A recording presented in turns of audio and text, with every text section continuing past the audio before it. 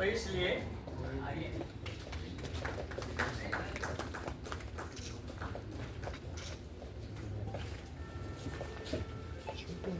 आज के इस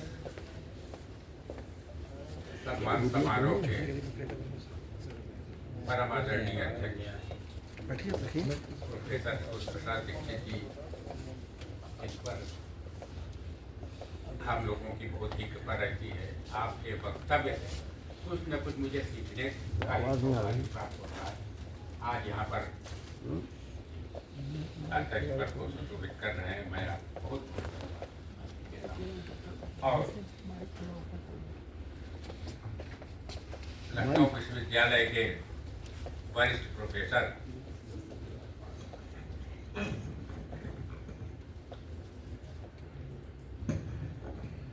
हरिशंकर मिश्र जी, जिन पर भी मुझे बहुत कुछ जिनसे सीखने को मिलता है, जिनके वक्तव्य से, मैं उन्हें बहुत बहुत धन्यवाद देता हूँ।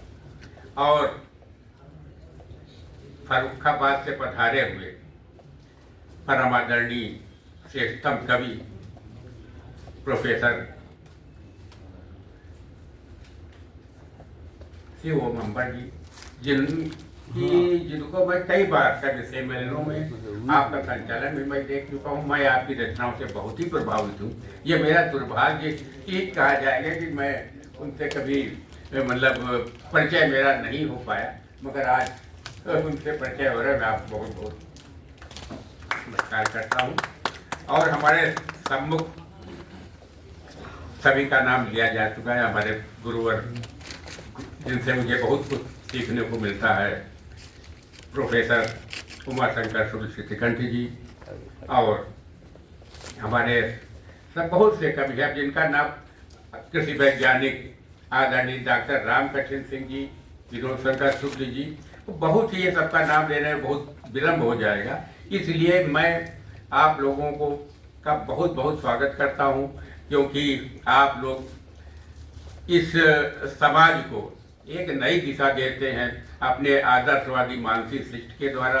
इसीलिए कवियों और साहित्यकारों को सदैव समाज पूछता रहा है, और आपका पूजन करके, आपका सम्मान करके स्वयं ये संस्था, मैं धन्य हुआ हूँ, मेरी संस्था के सभी पदाधिकारी धन्य हुए हैं होंगे, और सभी को मतलब सभी लोग एक प्रकार से आह्लाद हर्ष का अनुभव करते हैं। आप लोगों ने यहाँ पर आए, हमारे अनुरोध पर अपने सम्मान प्राप्त करने की स्वीकृति प्रदान की। मैं आपको बहुत बहुत धन्यवाद देता हूँ। और अंत में जैसे राजेंद्र जी ने वाणी वंदना करने को कहा, तो हमने इनसे कहा था कि कोई एक सस्वर वाणी वंदना हो तो ज़्यादा अच्छा रहेगा, क्योंकि हमारे पास सब तो है नहीं। तो देखिए, एक झनकार, दो छंदों का आदेश है कि एक झनकार बरसाती कोटि भाव घन, ऐसे काव्य कोश स्रोत वीणा के मधुर तार, शुभ्र दन शुभ्र तन दसन बसन है प्रभा के पुंज, मंद पड़ जाते कुंद कुंद।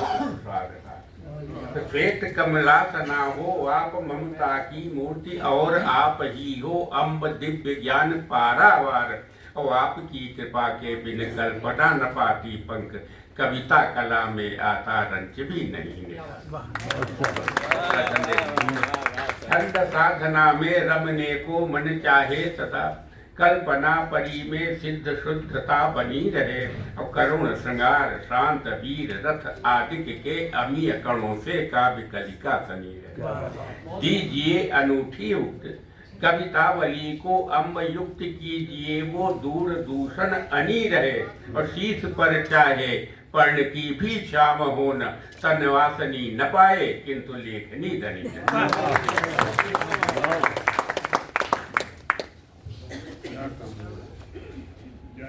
शायद मुझे बताने की आवश्यकता नहीं है कि मैंने क्यों कहा था कि उनकी वाणी वंदना हो।